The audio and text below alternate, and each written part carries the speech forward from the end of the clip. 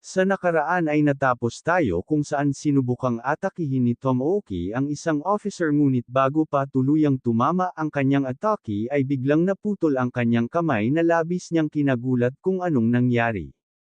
Maya-maya pa ay biglang lumitaw ang ating bidang si Gangyu sa kanyang likuran at makikita nating naging katulad ng kamay ni Tomoki ang kamay ni Gangyu ngunit kulay pula ito at ang kay Tomoki kulay blue. Umiyak naman habang tumatakas ang officer para sa kanyang buhay. Tinanong naman ni Gangyu si Tomoki kung ano ang kanyang huling sasabihin bago niya siya patayin. Pinagpawisan naman ng labis si Tomoki dahil tila ito na ang kanyang huling araw sa mundo. Itinanong ni Tomoki sa ating bida kung totoo ang bali-balita na siya na lang ang natitirang buhay sa lahat ng kanyang mga kagrupo. Na agad naman sinang-ayunan ni Gangyu.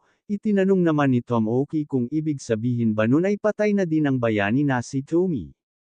Wala naman naging tugon si Gangyu sa tanong ni Tomoki.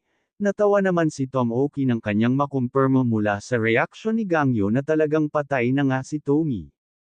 Sinabi din niya na pinagsabihan niya na noon si Tomi na huwag maging isang bayani dahil darating ang araw na may makakapatay sa kanya at doon natin nalaman na magkapatid si Tomi at Tomoki. Tinanong din ni Tomoki si Gangyu kung sino pa ang nakakaalam patungkol sa kung paano niya pinapatay ang mga bilanggo dahil siya ay bahagi ng equality. Dagdag pa niya na alam ni Gangyu kung paano naghirap sila USA upang baguhin ang industriya para sa mga bayani. Dagdag pa niya kung sa tingin ba ni Gangyu ay magiging malungkot ito kapag nakita niya sa kabilang buhay ang ginawa ni Gangyu na walang awang pagpatay.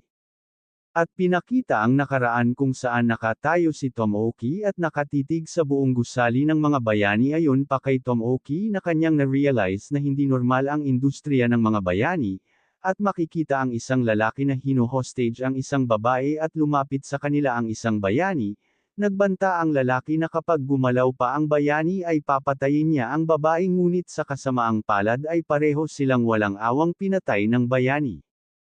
Ang resolusyon ng mga bayani ay dapat manatiling ganap kahit na ang isang mamamayan ay sumakabilang buhay sa gitna ng kanilang misyon. Naging bayani si Tomoki para sa isang simpleng dahilan ito ay dahil sa kanyang nakakabatang kapatid na si Tomi. Sinabi ni Tomi kay Tomoki na kahanga-hanga siya at siya ang kanyang tagapagligtas, at hindi tulad ng iba na mapalad si Tomi ay hindi nagtataglay ng kahit anong kapangyarihan at siya ay pinuprotektahan ng kanyang nakakatandang kapatid na mayroong super ability. Tinanong naman ni Tomoki ang kanyang kapatid kung kahanga-hanga ba siya. At sa kakaibang paraan bilang bayani ay naramdaman niyang siya ay nakakahigit at nakakataas. Nagpasalamat naman ang isang babae sa pagligtas sa kanya ni Tomoki ngunit kisa ipagmalaki ang kanyang kabayanihan ay naunawaan niya kung ano ang dapat niyang gawin. At kahit kailan ay kanyang inililigtas ang mga tao. Ngunit noong siya ay nasa duty bilang hero ay kanyang napatay ang isang villain sa unang pagkakataon at iyon din ang unang pagkakataon na siya ay nakapatay ng tao at siya ay nakaramdam na tila siya ay nakakataas sa unang pagkakataon sa kanyang buhay at siya ay nakaramdam ng labis na kagalakan. Pagkatapos noon ay hindi na tumigil si Tomoki sa pagpaslang ng mga villain, mamamayan o kahit na isang bayani. Siya ay pumapatay ng kahit sino nang hindi alintana ang kanyang pagkakakilanlan. At sa kanilang lahat si Tomoki ay nag-e-enjoy sa pagpaslang at kanyang pinapaslang ang kanyang mga kasamahan na bayani na mas mahina sa kanya.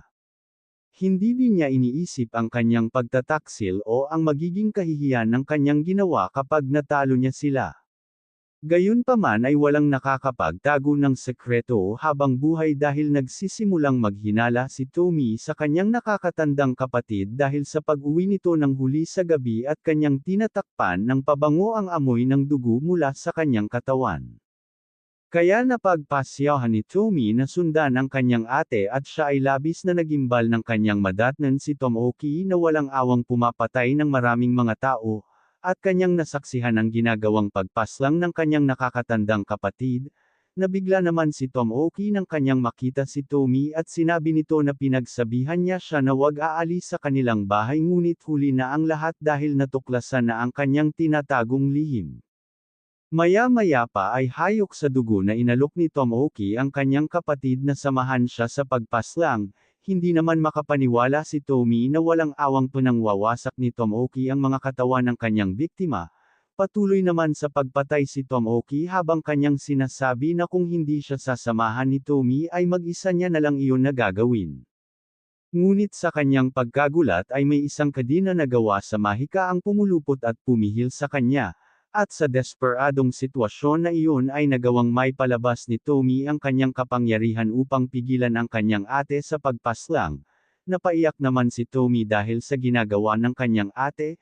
Pagkatapos noon ay naging bayani si Tomie at si Tomoki ay naging isang villain at kalaunan ay nagawang mahuli ni Tomie ang kanyang nakakatandang kapatid at inaresto ito. Sinabi ni Tomoki na mula ngayon ay wag na siyang tatawagan ni Tomie na ate. Sinabi din niya na nabibilang sa creation na sektor ang ability ni Tomie sa physical ability tulad niya. Ayon din sa kanya na nakakaawa ang mga taong walang physical ability dahil hindi nila nararamdaman kung ano ang kalugod-lugod sa pagpaslang gamit ang sarili mga kamay dahil ang mga creation ay umaataki sa malayo ang distansya gamit ang kanilang kapangyarihan. Dagdag pa niya na hindi siya naiintindihan kailanman ni Tomie. Sinabi din niya na hindi siya nagkaroon ng kapatid na tulad niya. At bumalik sa kasalukuyan ay tinanong ni Tomoki si Gangyu kung namatay ba si Tomie nang walang nararamdamang sakit. At pinakita ang nakaraan kung saan dumating ang ating bida sa kinaroroonan ni Tomie. Ayon kay Gangyu ay namatay si Tomie habang nangyayari ang labanan laban kay Huang at umiiyak ito habang kanyang sinasabi na iligtas siya ng ating bida dahil labis ang sakit na kanyang nararamdaman mula sa kanyang mga pinsala. Dagdag pa ni Gangyu na namatay si Tomie habang hinahanap si Tomoki. Bahagya naman na tahimik si Tomoki at kanyang sinabi na hindi niya naman tinanong iyon. Maya-maya pa ay biglang nagbagong anyo si Tomoki at agad na umatake sa ating bida ngunit sa kanyang pagkagulat ay wala siyang tinamaan kung saan nakatayo si Gangyu hanggang sa bigla itong lumitaw sa kanyang likuran. Agad namang nagbago ng posisyon si Tomoki at muling umatake ngunit bago pa tumama ang kanyang atake ay nagawa siyang sipain ni Gangyu at sa lakas ng sipa ng ating bida ay tumilapon siya sa pader na lumikha ng maraming usok. Maya-maya pa mula sa usok ay muling umatake si Tomoki sa ating bida ngunit sa pagkakataong ito ay nagawang masuntok ni Gangyu si Tomoki sa sikmura na naging dahilan ng pagsusuka nito ng dugo at bumabalik na din sa normal form si Tomoki. Napakagatlabi naman si Tomoki sa labis na sakit. Sinabi naman ni Gangyu na bagaman papatayin niya siya ayon sa batas ay hindi masarap sa pakiramdam ang pumapatay ng sarili niyang kasamahan. Nagtanong naman si Tomoki kung maari pa ba siyang patawarin ng ating bida. Dagdag pa niya na isang bayani si Gangyu kaya hindi dapat ito pumapatay. Tinanong din niya kung hindi ba nangako si Gangyu kay Lausa na hindi papatay ng kahit sino. Nanlilisik naman ang mga mata ni Gangyu habang kanyang sinasabi na hindi na siya isang bayani sa ngayon dahil isa na siyang executioner. Labis naman ang pakiusap ni Tomoki na patawarin siya dahil hindi niya pa nais mamatay at makikita ang maraming tila mga kaluluwa sa likuran ni Tomoki na nakikiusap na iligtas sila. Tinanong naman siya ni Gangyu kung ano ang kanyang gagawin pagkatapos.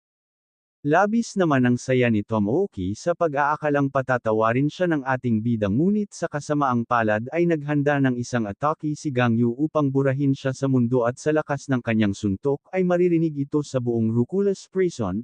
Tinanong naman agad ni Miss Sinka ang kanyang dalawang kasamahan kung narinig nila ang tunog na iyon.